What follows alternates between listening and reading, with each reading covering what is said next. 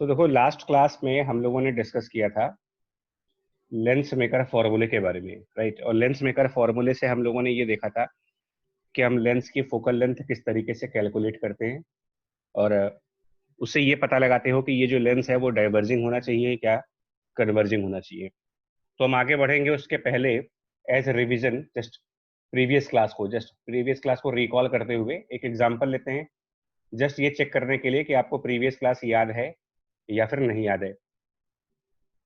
तो आपके सामने क्वेश्चन है ठीक है। इसमें रेडियस, लेफ्ट साइड की जो रेडियस है वो आप 20 सेंटीमीटर रखो लेफ्ट साइड पर, और राइट साइड रेडियस की जो वैल्यू है वो है 30 सेंटीमीटर की। जो लेंस है उसका मटेरियल, जो लेंस का मटेरियल है, जिस भी मटेरियल से ये लेंस बना है उसके मटेरियल का refractive index are I let से 1.5 है, और आउटसाइड यहाँ पर एयर है, आउटसाइड इज एयर। ओके, ये फर्स्ट केस है। और सेकंड केस में, in the second case same lens है, फिर से 20 सेंटीमीटर इधर 30 सेंटीमीटर इधर पे, एग्जैक्टली सेम लेंस है, रिफ्रैक्टिव इंडेक्स इसका 1.5 है, बट आउटसाइड मटेरियल कोई और है, मतलब कोई लिक्विड है, इसके चारों तरफ लिक्विड है, इसके बाहर कोई लिक्विड है, और उस लिक्विड का रिफ्रैक्टिव इंडेक्स जो है वो इक्वल टू 2 है। चलो अब इन दोनों केसेस में फोकल लेंथ क्या बतानी है आपको, इन बोथ केसेस, मतलब एफ कितना होगा एंड देन पावर कितनी होगी। सेम क्वेश्चन यहाँ पर भी है, फोकल लेंथ एंड पावर। जो जल्दी से रिपीट करके आंसर बताओ, प्रीवियस क्लास के बेसिस पर है ना। जस्ट ये चेक कर लेते हैं कि रिवाइज किया है या नहीं किया है, तो इसके आगे से कंटिन्यू करेंगे फिर आज, ठीक है। ट्राई करिए।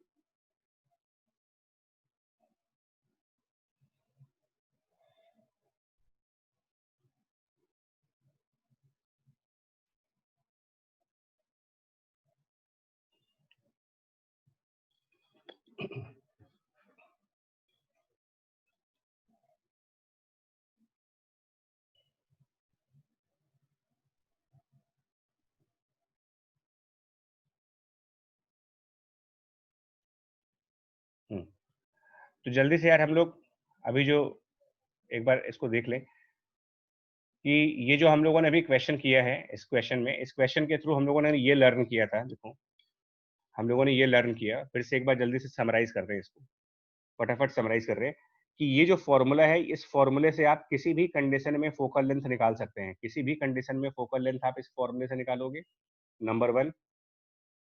नंबर टू, इस फॉर्मूले को जब आप यूज करोगे तो R1 और R2 को उनके प्रॉपर साइन के साथ रखेंगे, जो प्लस में है वो प्लस में, जो माइनस में है वो माइनस में। रिफ्रैक्टिव इंडेक्स, जो रिफ्रैक्टिव इंडिसेस हैं वो आपके क्वेश्चंस में दिए जाते हैं, आपको पता होता है, तो उनकी प्रॉपर वैल्यूज रखेंगे। और जब ये सब इवेल्युएट करेंगे, कैलकुलेट करेंगे, तभी आपके सामने ये एक रिजल्ट आएगा कि या तो फोकल लेंथ पॉजिटिव में आएगी या फिर फोकल लेंथ नेगेटिव में आएगी। तो फोकल लेंथ का प्लस और माइनस में आना किन फैक्टर्स पर डिपेंड करता है, R1 के ऊपर, R2 के ऊपर, म्यूएल के ऊपर और म्यूएस। ये चारों चीजें जब तक, इन चारों के बारे में जब तक आपके सामने इंफॉर्मेशन नहीं होगी, तब तक ये कहना बड़ा टफ है कि फोकल लेंथ पॉजिटिव है या नेगेटिव है। और अगर focal length positive negative decide नहीं कर पा रहे हो, तो हम कन्वर्जिंग और डाइवर्जिंग के बारे में कुछ भी स्टेटमेंट नहीं दे सकते। जहां पर भी पॉजिटिव फोकल लेंथ आएगी वो सब कन्वर्जिंग लेंसेस हैं, जहां पर नेगेटिव फोकल लेंथ आएगी वो सब डाइवर्जिंग लेंसेस हैं।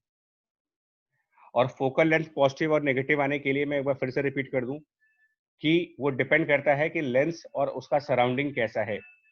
लेंस और सराउंडिंग ये इस पे भी डिपेंड करता है। तो ये जो एग्जांपल अभी हमने लिया वो कॉन्वेक्स का था, ये कॉनकेव का था। इस कॉनकेव लेंस के अंदर कैलकुलेशंस करने के बाद ये समझ में आता है कि जब सराउंडिंग का रिफ्रैक्टिव इंडेक्स कम और लेंस का रिफ्रैक्टिव इंडेक्स ज्यादा है तो वो डाइवर्ज करता है। जब सराउंडिंग का रिफ्रैक्टिव इंडेक्स लेंस के रिफ्रैक्टिव इंडेक्स से ज्यादा है तो वो कन्वर्ज करता है, just opposite to the convex lens. और इसी बात को हम यहाँ पर डायग्राम के अंदर समराइज कर रहे हैं। ये जो डायग्राम है, ये इस डायग्राम के अंदर सब कुछ समराइज किया गया है कि कब कन्वर्जिंग होगा और कब डाइवर्जिंग होगा। इसको ध्यान से देखिएगा, पूरे ध्यान से इसको समझना पड़ेगा आपको टॉपिक को, क्योंकि बुक्स में या जो ज़्यादातर स्टूडेंट्स के माइंड में एक पिक्चर ये होती है कि कॉन्वेक्स मतलब कन्वर्जिंग और कॉनकेव मतलब डाइवर्जिंग। ये उनके माइंड में एक पिक्चर होती है। अब वो बुक्स की वजह से है या आपने स्कूल में जो पढ़ रखा है उसकी वजह से है या कहीं की वजह से भी है, बट पता नहीं क्यों ये एक इमेज उनके माइंड में ये होती है कि कन्वर्जिंग का मतलब कॉन्वेक्स होता है।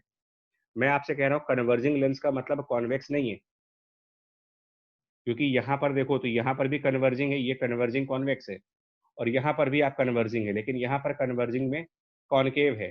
तो कन्वर्जिंग लेंस का मतलब कभी भी कॉन्वेक्स से मत लेना, और डाइवर्जिंग का मतलब कभी भी कॉनकेव से न लीजिएगा। ये दो अलग बातें हैं।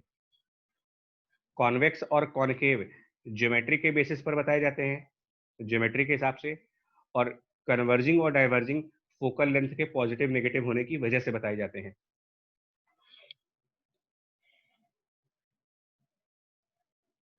ठीक है, चलिए नेक्स्ट पॉइंट पर आइए।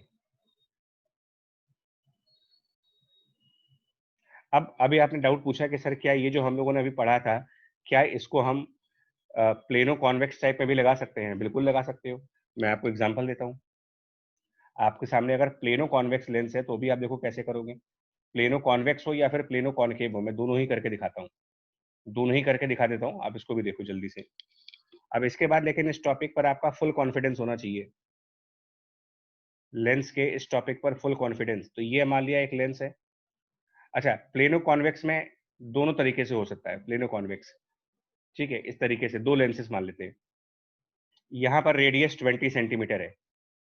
ये तो प्लेन सरफेस है, तो प्लेन सरफेस का कुछ कहेंगे नहीं, और यहाँ पर भी एक प्लेन सरफेस हो गया, और रेडियस इस तरफ मान लेते हैं 20 सेंटीमीटर या 30 सेंटीमीटर, जो भी आपको मानना है वो मान लो।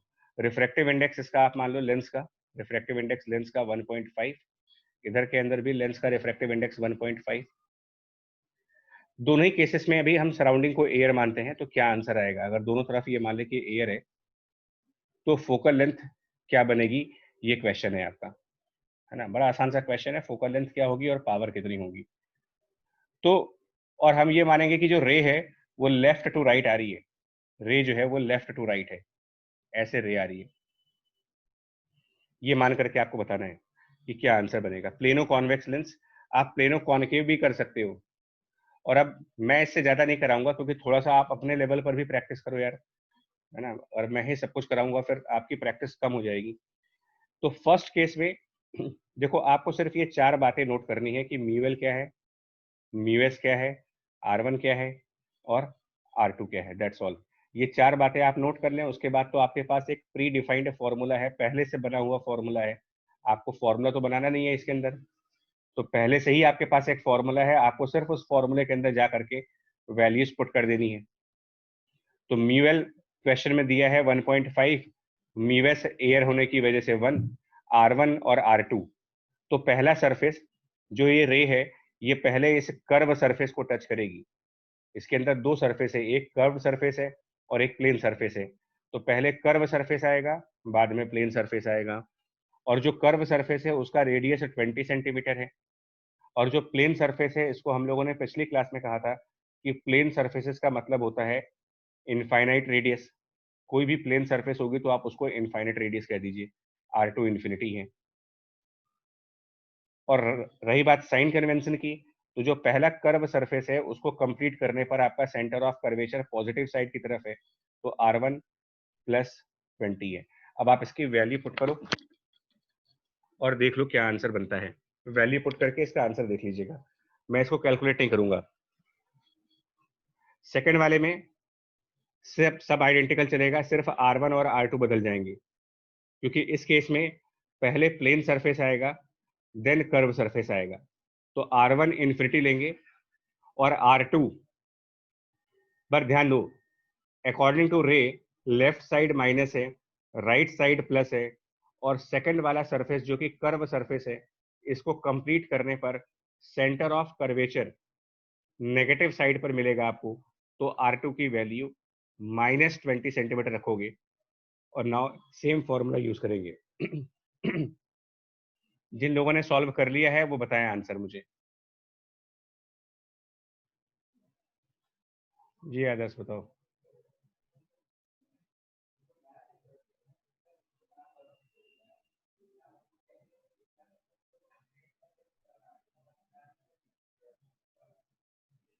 40 सेंटीमीटर आ रहा है। दोनों में ही 40 आ रहा है या अलग अलग आ रहा है आंसर?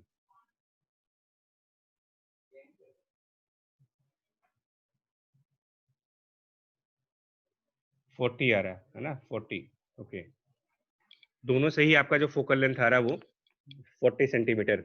ठीक है, मैं मान के चल रहा हूँ कि आपने कैलकुलेशन सही की है। और +40 या -40? +40, ओके। दोनों ही केसेस में ये +40 सेंटीमीटर आ रहा है। मतलब दोनों ही केसेस में किस टाइप का लेंस होगा ये? अगर +40 है तो दोनों ही केसेस में किस टाइप का लेंस हुआ ना? प्लस में आने का मतलब नहीं, ऋषभ अवस्थित दोनों में प्लस आएगा, ध्यान दो। आदर्श, हाँ ठीक है। ऋषभ, कैलकुलेशन चेक करो। ऐसा लगता है कि सेकंड वाले का आंसर नेगेटिव आएगा, बट होगा नहीं। आप इसको कैलकुलेट करिए, कैलकुलेट करो। साइन कन्वेंशन का मैटर है, सेकंड केस भी प्लस आएगा। अवस्थी जी ध्यान देना, है ना? तो दोनों ही प्लस आने का मतलब क्या है? दोनों ही प्लस में आने का मतलब ये जो रेज आएंगी ये कन्वर्ज करेंगी। यानी अगर मैं इस रे को आगे कंटिन्यू करूं तो ये रे इस लेंस पे जाने के बाद डाउनवर्ड साइड पे जाएगी, डाउनवर्ड साइड एक्सिस की तरफ आएगी। और सेकंड सेकंड फिगर में ये जो रे है इधर गई, ये भी इधर ही आएगी। मतलब लेंस का जो नेचर है ना, लेंस का नेचर इस बात पे डिपेंड नहीं करता कि आपने कौन सी साइड को पहले रखा है। मतलब अगर एक लेंस है तो अगर आप लेंस का लेफ्ट और राइट साइड इंटरचेंज कर दो, मतलब लेफ्ट साइड की जगह राइट साइड वाली कर दो और राइट साइड की जगह लेफ्ट साइड कर दो, नेचर नहीं बदलता उसका कभी। कन्वर्जिंग लेंस है तो वो कन्वर्जिंग लेंस ही मिलेगा आपको। आप उस पर लाइट किसी भी साइड से डालो, मतलब लाइट पहले कर्व सरफेस को टच करे और फिर प्लेन सरफेस को टच करे, या फिर पहले प्लेन सरफेस को टच करे और फिर कर्व को टच करे, इससे फर्क नहीं पड़ता है। इससे लेंस का नेचर नहीं बदलता कभी। वो कन्वर्जिंग है तो कन्वर्जिंग ही रहेगा, चाहे लाइट किसी भी साइड से आ जाए। समझे? इसमें कंफ्यूज मत करना, आगे से कभी भी इसमें कंफ्यूजन मत लाइएगा आपकी, इसमें पलट गए आप। दोनों ही केसेस में कन्वर्जिंग है ना? एक और एग्जांपल लो, अब इसके बाद इस टॉपिक को परमानेंट क्लोज करिए। क्या आंसर आएगा देखो। प्लेन सरफेस, बट इसके साथ आप कॉनकेव सरफेस लगा दो। प्लेन है बट इसके साथ जो सरफेस हम अटैच करेंगे वो कॉनकेव है। इस टाइप से कॉनकेव सरफेस है। इसका आंसर बताना। इसकी रेडियस 30 सेंटीमीटर की है, एक तरफ प्लेन सरफेस है, रिफ्रैक्टिव इंडेक्स 1.5 है, और सराउंडिंग जो है वो लिक्विड है। सराउंडिंग लिक्विड है जिसका रिफ्रैक्टिव इंडेक्स 2 है। चलिए बताना इसकी फोकल लेंथ क्या आएगी जल्दी से। जो टाइम बचा उसके हिसाब से फोकल लेंथ की वैल्यू। और मैं तो सिर्फ इसके बारे में बात करूंगा। मुझे सिर्फ आपसे को ये चाहिए, म्यू लेंस क्या है, म्यू सराउंडिंग क्या है, R1 क्या है और R2 क्या है। मुझे आप ये 4 बातें बता दें, आंसर पूरा हो जाएगा। दैट्स ऑल, इससे ज्यादा मुझे कुछ चाहिए भी नहीं आपसे। ठीक है, सो म्यू लेंस 1.5 है, सराउंडिंग में लिक्विड यानी कि 2 है। अब R1 R2, तो अगर रे को लेफ्ट साइड से मानते हो, अगर ये माना जाए कि रे जो है वो लेफ्ट साइड से आ रही है, तो पहले प्लेन सरफेस आएगा। पहले प्लेन सरफेस आने का मतलब R1 इन्फिनिटी आएगा, और R2 कर्व सरफेस है वो +30 आएगा। अब आप इसको चेक कर लो और फोकल लेंथ की वैल्यू कैलकुलेट करके देख लीजिएगा कितनी आती है। -120, देख लो जो भी आ रहा है, 120 आएगा, प्लस में आएगा, पॉजिटिव आंसर आएगा इसका। लविश त्रिपाठी, ध्यान से। नहीं,